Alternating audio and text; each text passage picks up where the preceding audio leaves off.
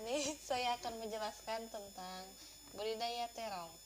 Budidaya terong itu ada yang pertama itu penyediaan benih, kemudian persiapan lahan, penanaman, pemasangan ajir, kemudian perempelan atau wiwilan, pengairan, pemupukan, pengendalian OPT, panen dan pasca panen.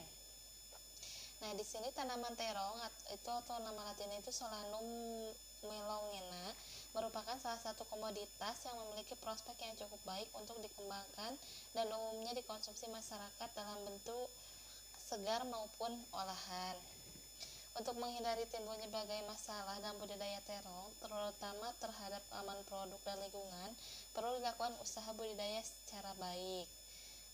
Nah, kemudian yang tadi sudah dijelaskan bahwa yang pertama itu penyediaan benih. Nah, kenapa harus disediakan benihnya? Karena benih itu merupakan rangkaian kegiatan penyediaan benih terong bermutu dari varietas yang dianjurkan dalam jumlah yang cukup dan waktu yang tepat. Nah, tujuannya itu untuk menyediakan benih bermutu yang dianjurkan sesuai dengan kebutuhan dalam jumlah dan waktu yang tepat, menyediakan benih yang murni secara genetik, sehat, daya tumbuh baik, dan mempunyai daya adaptasi yang baik di lahan yang akan ditanami. Kemudian nih ada setelah didapatkan benih terong itu harus dilakukan persemaian. Nah, kenapa harus disemai? Yang pertama itu dilakukan penyemaiannya itu karena untuk meminimalisir benih yang tidak tumbuh. Jadi sudah diketahui benih yang tumbuh baru bisa ditanam seperti itu. Nah, biasanya ini benih terong itu disebar merata pada bedengan, lalu ditutup dengan lapisan tanah halus, kemudian ditutup lagi dengan daun pisang atau karung goni basah. Kemudian setelah 10-15 hari sejak semai, benih dipindahkan ke dalam polybag. Pindahkan bibit ke dalam lahan setelah berumur 20-30 hari atau ditandai dengan 3 helai daun sempurna. Lakukan penanaman bibit pada pagi atau sore hari. Nah, di bedengan yang sudah disiapkan. Nah, kenapa dilakukan pada pagi dan sore hari? Karena kalau dilakukan pada siang hari itu dikhawatirkan daya dehidrasinya itu lebih tinggi. Dan antara penanaman pagi dan sore hari itu diharapkan kalau ini biasanya sore ya, penanaman sore hari itu kan nantinya setelah matahari tidak terlalu bersinar, kemudian menuju malam. Nah, kalau malam itu kan adanya embun. Nah, jadi si tanaman yang sudah stres dipindahkan ke lahan itu bisa terminimalisir seperti itu. Nah, untuk bedengannya itu dengan dibuat lebarnya 1-1,2 meter, kemudian tingginya 30 cm, dan jarak antar bedengan itu 40 cm. Nah, untuk panjangnya itu disesuaikan dengan kondisi lahan. Nah, selanjutnya itu pembuatan lubang tanam pada sistem tugal itu dengan jarak 40 cm dalam barisan, dan atau sistem ganda itu 50 x 70 cm itu pada musim kemarau. Kalau pada musim hujan itu 70 x 80 cm. Selanjutnya itu pemupukan dasar. Nah, pemupukan dasar ini biasanya itu menggunakan pupuk organik, juga ditambah dengan pupuk anorganiknya itu dilakukan pada 7-10 hari sebelum tanam, agar nanti si pupuk organik ini dan pupuk anorganik NPK ini sudah tercampur rata di dalam bedengan seperti itu. Nah, selanjutnya ini penanaman tadi sudah dijelaskan pada pagi hari atau sore hari. Kemudian pemasangan ajir. Kenapa harus diberi ajir? Karena itu untuk menopang atau menyangga tanaman terung agar tidak roboh oleh angin ataupun hujan seperti itu. Selanjutnya, apa yang digunakan untuk tersebut, diantaranya itu bambu, tali rapia, seperti itu. Nah, biasanya ukurannya berapa? Nah, biasanya itu membuat ajar itu ukuran 4 kali 100 cm. Berarti 4 itu lebarnya, tingginya itu 100 cm atau sekitar 1 meter. Kemudian ada juga perempelan atau wiwilan. Nah, itu merupakan kegiatan membuang tunas air dengan membiarkan tunas keempat dan seterusnya. Kenapa harus dilakukan perempelan atau wiwilan? Karena ini tanaman ini kalau ada wiwilan itu si unsur haranya itu lebih terkonsentrasi kepada wiwilan. Jadi wiwilan ini lebih cepat besar dibanding buahnya.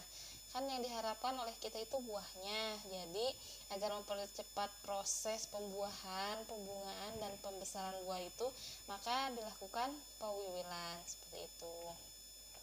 Nah, kapan ini dilakukan pewiwilan? Itu pewiwilan dilakukan pada pagi hari. Nah, ini biasanya pewiwilan ini berada di ketiak daun pada umur 15 sampai 25 hari setelah tanam, atau 20 sampai 35 hari setelah tanam apabila dicabut.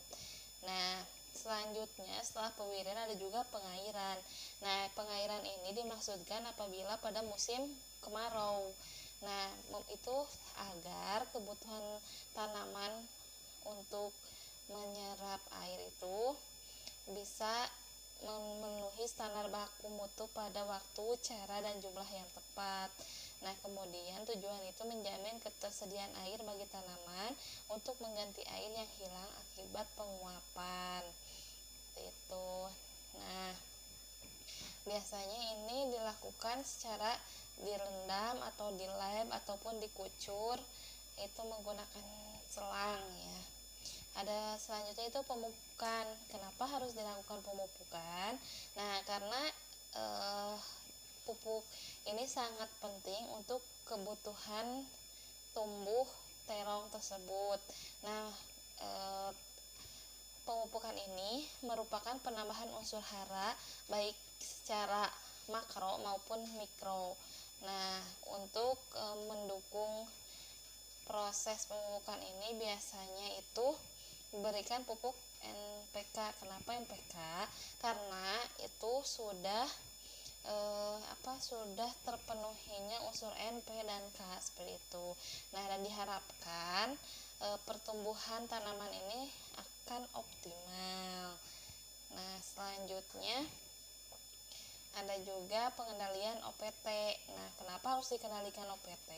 Apa itu OPT? OPT itu organisme pengganggu tanaman. Nah, dilakukan secara sistem terpadu. Kenapa harus secara sistem terpadu? Karena kalau tidak sistem terpadu, ini akan serangan itu dapat merugikan secara ekonomis seperti itu. Selanjutnya pengendalian OPT ini biasanya dilihat dulu ada jenis hama apa dan populasinya segimana. Nah, nanti kita cari obat-obatan kimianya yang ada di toko pertanian. Nah, untuk jenis hama yang menyerang tanaman terung itu ada apa aja ya? Nah, itu ada lalat buah atau Dacus dorsalis. Ini serangga dewasa mirip lalat rumah berukuran sekitar 0,7 mm dan rentang sayapnya 13 sampai 15 mm. Nah, ini siklus hidupnya itu sekitar 25 hari. Kemudian ini terbang di sela-sela tanaman pada siang atau sore hari. Nah, gimana gejala yang diserang lalat buah ini? Itu bercak berwarna coklat pada buah, kemudian menjadi busuk, dan bila dibelah akan terlihat adanya larva dalam daging buah tersebut. Nah, pengendaliannya itu ada secara fisik, mekanis, kemudian secara hayati, dan secara kimiawi. Nah, secara fisiknya itu dengan gimana? Nah, kalau fisik ya, kita bayangkan fisik itu berarti persentuhan antara kita dan tanaman, berarti dengan cara dicabut. Nah, kalau hayati itu lebih ke adanya perangkap atau pelepasan serangga jantan mandul. Nah, di sana jadi oleh hewan itu sendiri gitu. Nah, selanjutnya secara kimiawi nih. Ini kalau udah tidak bisa dikendalikan oleh secara eh, fisik, kemudian biologis. Nah, ini secara kimiawi itu dilakukan apabila cara pengendalian yang lainnya sudah tidak bisa digunakan. Nah, ini harus digunakan sesuai dengan yang dianjurkan pada kemasan yang digunakan. Selanjutnya ada kutu daun. Nah, gejalanya itu seperti apa kutu daun itu? Menghisap cairan sel terutama pada bagian pucuk daun-daun yang masih muda. Nah, sehingga bentuk daun menjadi keriput atau menggulung. Kutu daun ini juga berperan sebagai faktor virus. Nah, pengendaliannya juga yang tadi ya ada secara teknis, secara fisik, hayati, dan kimiawi. Nah, ini musuh alami dari kutu daun ini ada musuh alami yang itu diantaranya parasit Apidus sp, predator kumbang Senile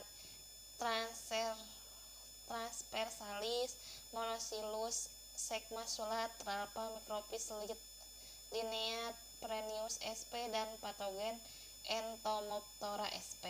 Nah, secara hayatinya.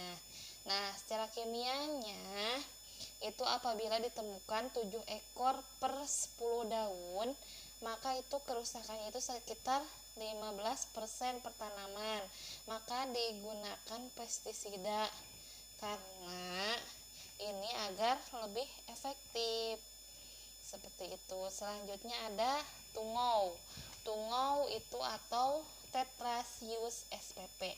Nah, gejalanya itu bintik-bintik merah sampai ke coklat-coklatan atau hitam pada permukaan daun, bagian atas ataupun bagian bawah. Jadi, si tungau ini menyerang daun.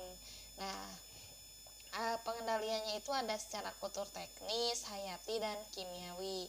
Nah, secara hayatinya itu menggunakan cendawan antagonis Befaria bassiana. Befaria bassiana ini bentuknya putih ya. Kalau cendawan itu sejenis jamur seperti itu. Nah, ini biasanya si Befaria bassiana ini dikembangbiakannya itu lewat ini yang dengan rebusan kentang itu seperti itu. Kalau gak salah ya, maaf kalau salah, ini saya agak ragu ya, maaf kalau informasinya kurang ini ya. Selanjutnya ulat buah. Nah, kenapa disebut ulat buah atau Helicorvra amigera hub ini? Karena ini menyerang buah.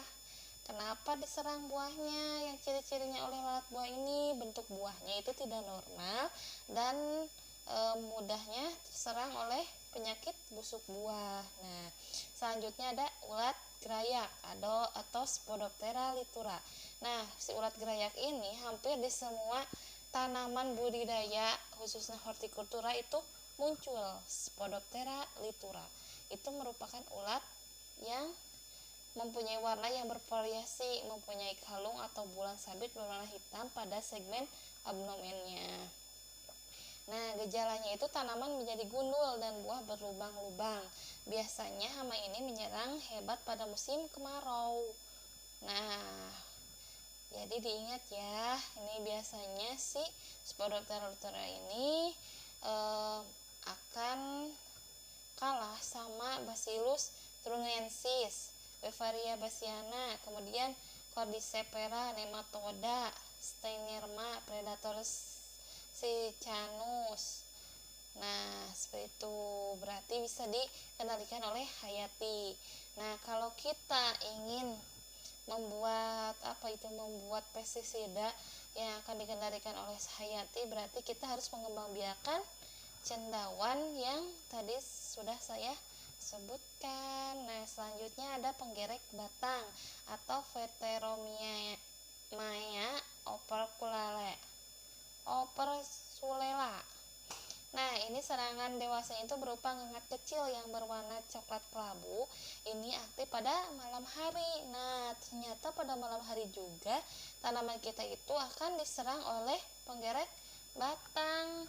Nah, ini akan menghasilkan telur sebanyak satu ekor ngengat betina itu 98 butir dalam satu ngengat betina. Telurnya itu luar biasa ya. Nah, ini gejalanya itu batang tanaman itu berlubang dan terdapat kotoran-kotoran di sekitar lubang. Nah, selanjutnya ada penyakit yang menyerang tanaman terung, itu ada busuk daun atau Phytophthora sp, kemudian layu bakteri atau Pseudomonas solanacearum, kemudian ada bercak daun Corcospora melomonea, terus ada layu fusarium, selanjutnya busuk buah, antraknosa, dan rebah semai atau Rhizotonia solanacea. Nah, ini kalau gejala ini itu rebah semai ini atau ini bisa, tapi ini beda ya, nggak sama dengan dumping off. Kemudian ada TRV atau tobacco retrovirus. Nah, ini yang sangat membahayakan untuk terong. Terus panennya itu kegiatan memetik buah yang telah siap panen sesuai dengan permintaan pasar. Nah, biasanya panen itu dilakukan pada umur 50-60 hari setelah tanam dengan interval pemanenan itu 3-7 hari. Nah, ciri-ciri buah yang sudah siap dipanen itu buahnya itu cerah atau mengkilat. Nah, cara panennya itu dengan memotong takai buah sekitar 2 cm dari pangkal batang dengan menggunakan pisau atau gunting. Selanjutnya di grading atau pasca panennya itu kegiatan penanganan buah setelah panen atau siap didistribusikan ke konsumen, seperti itu.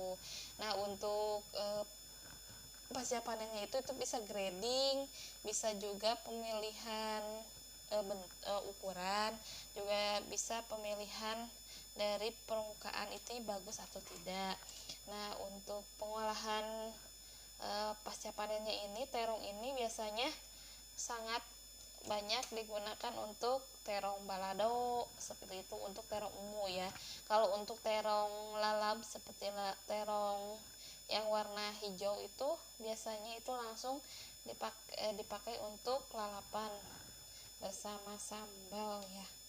Seperti itu. Terima kasih atas perhatiannya. Jangan lupa subscribe ya, like dan komen. Wassalamualaikum warahmatullahi wabarakatuh.